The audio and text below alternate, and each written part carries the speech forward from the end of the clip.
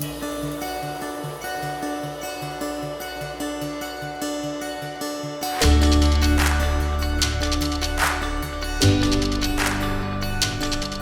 un parcours académique qui est un petit peu atypique. J'ai effectué des études de philosophie et en parallèle des études de mathématiques à Grenoble, avec ensuite un master de sciences cognitives à Lyon, orienté en épistémologie, puis un master de sciences des comportements à Caen.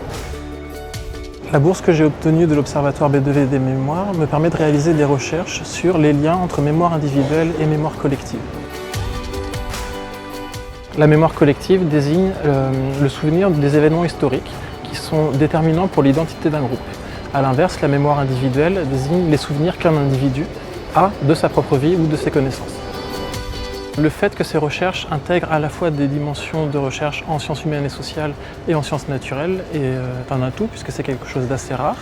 Et les neurosciences n'ont encore jamais essayé de chercher à comprendre comment les souvenirs historiques sont inscrits dans le cerveau et à l'inverse, quel est l'impact précis de la société et des médias sur la façon dont nous retenons les informations.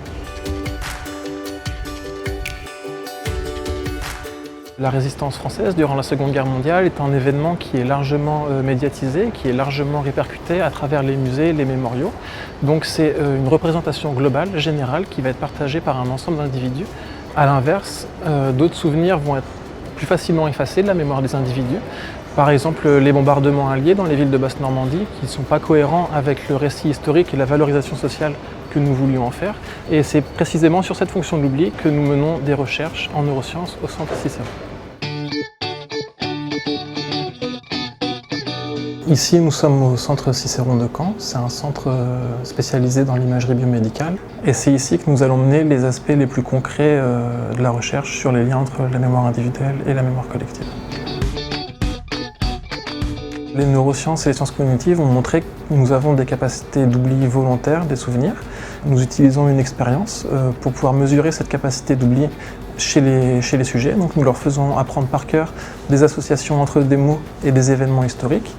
Et ensuite, nous leur demandons de repenser à l'événement historique. Pour d'autres associations, d'inhiber l'événement historique, c'est-à-dire d'essayer de le vider de son esprit, de ne pas le faire réapparaître à la conscience.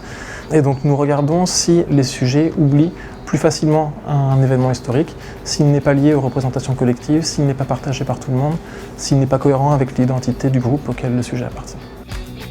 Nous allons également mener des expériences en électroencéphalogramme, donc en plaçant des électrodes sur la tête des sujets, et nous cherchons à voir comment le cerveau se comporte lorsque nous essayons d'oublier des souvenirs émotionnellement négatifs. Je remercie l'Observatoire B2V des mémoires pour la confiance qu'ils ont apportée à mon projet de recherche et j'espère pouvoir mener ce projet à terme dans les 3 ans.